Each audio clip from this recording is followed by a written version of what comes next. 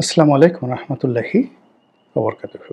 সম্মানিত দর্শক, বাংলাদেশের রাজনীতিতে এখন ডক্টর পিনাকি ভট্টাচার্যের যে গুরুত্ব, এই গুরুত্বের সঙ্গে আপনি কার তুলনা করবেন? ইরানের আয়াতুল্লাহ রুহুল্লাহ খামেনি, নাকি অন্য কেউ, যারা সুদূর প্রবাসে থেকেও কোন একটি দেশের রাজনীতি নিয়ন্ত্রণ করেন? এখনকার বাস্তবতা হলো যে পিনাকি যা কিছু করছেন এই বাংলাদেশে, ঠিক সমপর্যায়ের কোনো রেকর্ড ২-৪-৫০০ বছরে বাংলাতে দূরের কথা, পৃথিবীর অন্য কোনো দেশে ছিল কিনা আমার জানা নেই। তার নিজস্ব কোনো সংগঠন নেই। তিনি স্পেসিফিক কোনো রাজনৈতিক মতাদর্শের তিনি প্রতিনিধিত্ব করেন না। তার নিজস্ব কোনো এজেন্ডা নেই, অথবা এই সময়টিতে গত ৮-১০ মাসের মধ্যে তার কোনো ফাইন্যান্সিয়াল বেনিফিট ছিল, কিংবা কোথাও থেকে ঘুষ খেয়েছেন, দুর্নীতি করেছেন, কোনো একটা নিয়োগ কিংবা বদলিতে তিনি প্রভাব বিস্তার করেছেন, এই সমস্ত দুর্নাম এবং বদনাম আমরা এখন পর্যন্ত শুনিনি। কিন্তু তার কারণে এই সময়টিতে অনেক কিছু ঘটে যাচ্ছে বাংলাদেশে। তার কারণে মব হচ্ছে, এবং তার কারণে বাংলাদেশের যে আওয়ামী লীগের, যেটাকে বলা হয় একেবারে কেবলাতুল আওয়ামী লীগ, সেটা ছিল ৩২ নম্বর, এবং সেই ৩২ নম্বর যেভাবে বুলডোজার দিয়ে ভেঙে ফেলা হয়েছে, যেভাবে সুধা সদন তছনছ করে দেওয়া হয়েছে, এবং আরও অনেক একই সঙ্গে মন্ত্রী এমপির বাড়িতে তাণ্ডব চলেছে, বুলডোজার তাণ্ডব চলেছে, এর হুকুমদাতা হিসেবে জনাব পিনাকি ভট্টাচার্যের যে সফলতা, এই সফলতার সঙ্গে আমি নিকট অতীতে অন্য কোনো দেশে এরকম কোনো আধ্যাত্মিক নেতা, গেরিলা নেতা, রাজনৈতিক নেতা, মিলিটারি নেতা, এরকম কোনো কারোরই দেখিনি যে এরকম সক্ষমতাকে অর্জন করেছেন। এখন পিনাকির কথা মতো বাংলাদেশে অনেক কিছু হচ্ছে, এটা সত্য কথা। আপনি ভালো বলেন, মন্দ বলেন, এবং তার এই কাজ করার জন্য তার যথেষ্ট শক্তিশালী অনেকগুলো হাত আছে, দেশের ভিতরও আছে, দেশের বাইরেও আছে, এবং এই হাতগুলো অজ্ঞাত। তাকে নিয়ে নানা রকম মিথ অ্যান্ড ম্যাথোলজি রয়েছে। কেউ বলছেন যে তিনি আসলে ইসলাম ধর্ম গ্রহণ করে ফেলেছেন, তার স্ত্রী যেহেতু মুসলিম, তিনি ইসলাম ধর্ম গ্রহণ করে ফেলেছেন। কেউ তাকে নিয়ে খুব কটাক্ষ করছেন, আমারই আপনজন অনেকেই তাকে নিয়ে খুব কটাক্ষ করছেন, তাকে পিঙ্কু বলে বকাঝকা করছেন। তারপর ৩ ইঞ্চি বলে তাকে খেপানোর চেষ্টা করছেন। ৩ ইঞ্চি বলতে আসলে কী বোঝাচ্ছেন, তার বুড়ো আঙ্গুল নাকি তার যে তর্জনী, তিনি তো কিছু হলেই এরকম আঙ্গুল দেখান। তো ৩ ইঞ্চি বলতে আসলে কী বোঝায় আমি সেটা বুঝতে পারিনি, কিন্তু এই জিনিসগুলো তাকে নিয়ে ট্রল হচ্ছে। আবার তাকে নিয়ে মানুষের যাকে বলা হয় রীতিমতো আতঙ্ক, ভয়, শ্রদ্ধা, প্রেম, ভালোবাসা সব মিলিয়ে একটা যাকে বলা হয় জগা খিচুড়ি হচ্ছে। তার বাড়ি বগুড়াতে, তার গ্রামের বাড়ি এখন অনেকের কাছে তীর্থ কেন্দ্রে পরিণত হয়েছে। তার মায়ের সালাম করার জন্য, তার মায়ের সঙ্গে দেখা করার জন্য সব দলের নেতারা নিয়মিত যায়, এবং আমাদের মিডিয়া জগৎ থেকে শুরু করে ব্যবসায়ী জগতের অনেকে কেবলমাত্র পিনাকিকে খুশি করার জন্য তার মায়ের কদমরুচি করে আসেন। এটাই বাস্তবতা। আমি একটি টেলিভিশন চ্যানেলের মালিককে জানি, যিনি শেখ হাসিনার দালাল রূপে বেশ কুখ্যাতি অর্জন করেছিলেন। তো সবাই ধারণা করেছিল যে তিনি গণপিটুনি খাবেন এবং তিনি বিতাড়িত হবেন, কিন্তু তিনি এখনও বহাল তবিয়তে আছেন। তো জিজ্ঞেস করলাম যে কারণটা কি, পরে জানা গেল যে তিনি পিনাকির মায়ের কদমবুচি করে এসেছেন। পিনাকির মাকে এনে তার চ্যানেলে মানে সংবর্ধনা দিয়েছেন, হয়তো বগুড়াতে গিয়েও দেখা সাক্ষাৎ করে এসেছেন। তো এই হলো পিনাকির গুরুত্ব। আমি এর আগেও পিনাকি নিয়ে আরেকটা ভিডিও করেছি।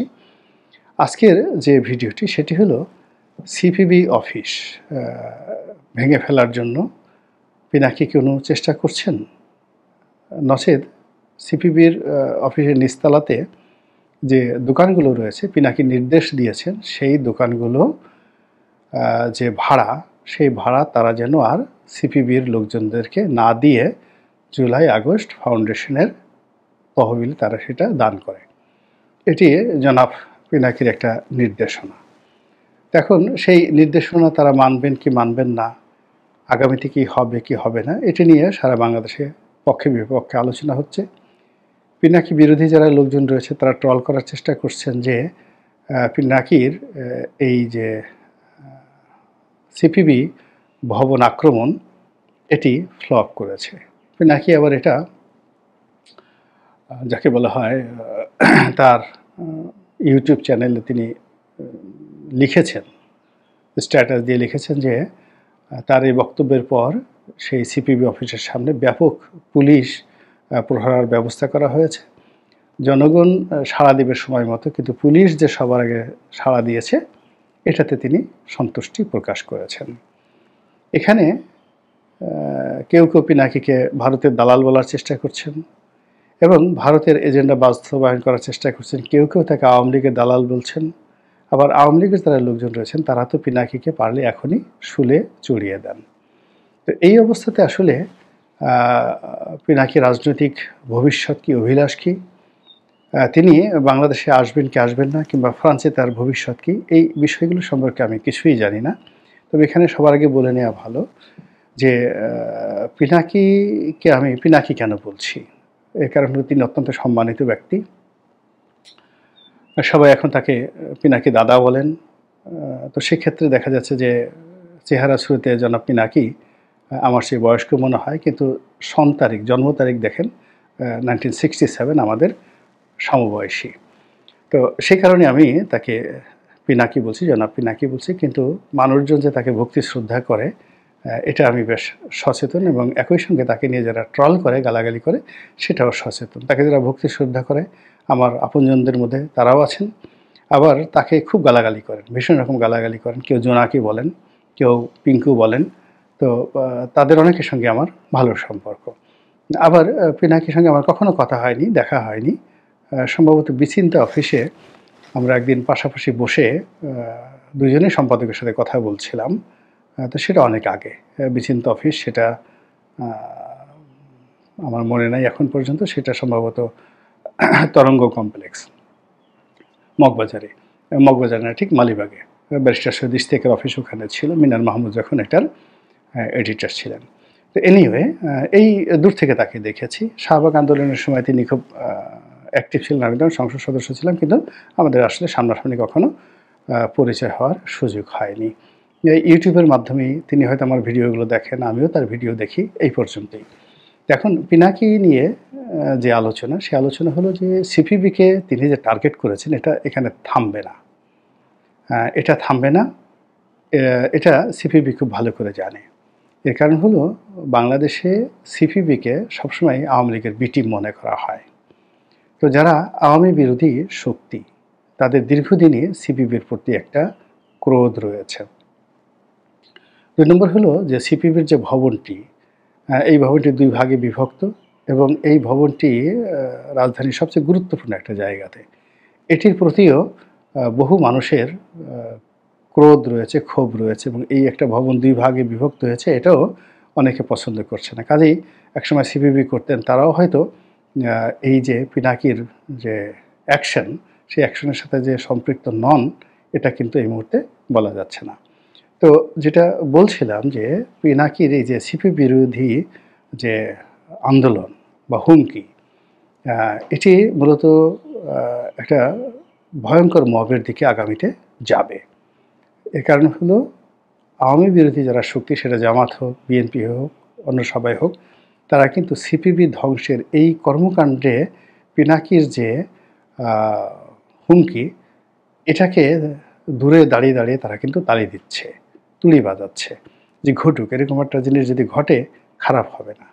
অন্যদিকে পিনাকি বা তার যারা লোকজন রয়েছেন তাদের একটা আত্মবিশ্বাস হলো যে আমরা সুধাসদন ভেঙে ফেলেছি, আমরা মাটির সঙ্গে গুঁড়িয়ে দিয়েছি আপনার ৩২ নম্বর, সেখানে পল্টনে যেখানে জামাতের অফিস একেবারে কাছাকাছি, জামাতের মহানগর অফিস আপনি তো জানেন যে পুরানা পল্টনের ভেতরে, তো সেখান থেকে হঠাৎ করে এসে এই অফিস আক্রমণ করা কোনো বিষয় নয়। আবার জামাত যদি এই কাজ না করে, তৌহিদি জনতা যদি এই কাজ করতে চায়, তাহলে যে কোনো শুক্রবার নামাজের পর, জুমার নামাজের পরে কলনে ছাড়েন, কোনো পূর্ব ঘোষণা ছাড়া যদি ওখানে একটা ঘটনা ঘটে, সেটা বুলডোজার হোক বা অন্য, মানে আপনি তো জানেন যে তৌহিদি জনতার হাত এবং হাতিয়ার খুবই শক্তিশালী। তারা যদি এক একজন এক একটা করে হাতিয়ার হাতে নেয়, তাহলে ওই ভবনের ইট ভাঙতে 2-3 ঘন্টার বেশি সময় লাগবে না। আর এই সময়ের মধ্যে জল কামান আসতে আসতে কিন্তু অনেক কিছু হয়ে যেতে পারে। তো কাজেই সে যেহেতু এই ঘোষণাটা দিয়েছে, এটাকে থানা পুলিশ প্রশাসন যারা আছে তাদেরকে কগনিজেন্সে নিতে হবে। এর কারণ হলো এটা তার জন্য একটা জীবন মৃত্যুর বিষয়, জনাব পিনাকির জন্য। তিনি যদি এটাতে ব্যর্থ হন, একেবারে ব্যর্থ হন, আগামীতে এই ধরনের কোনো কর্মকাণ্ড তিনি আর করতে সাহস পাবেন না, আর কেউ তার কর্মে সাড়াও দেবে না। আবার তিনি যদি সফল হন, তাহলে তিনি বাংলাদেশে রাজনীতিতে একটা নতুন মাইলস্টোন তৈরি করে ফেলবেন, এবং সেই মাইলস্টোনে তিনি অনেকের গ্র্যান্ড মুফতি, অনেকের গ্র্যান্ড ইমাম হিসেবে তিনি স্বীকৃতি লাভ করবেন।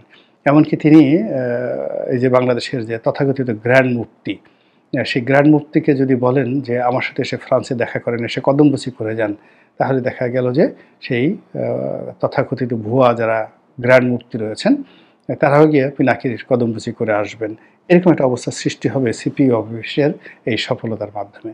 আর যদি ব্যর্থ হয়ে যায় আগামী 2-4-6 মাসে, তাহলে তার কোনো কথা তো দূরের কথা, তার যে ভিডিওগুলো তো অ্যাভারেজ এখন 500,000 5 লাখ থেকে 1 মিলিয়ন যে ভিউ হচ্ছে পার ভিডিওতে, এটা আগামী 2-3 মাসের মধ্যে লাখের নিচে নেমে আসবে, এবং 6 মাস পরে এটা 10-12 হাজার লোক দেখবে কিনা তাও সন্দেহের বিষয়।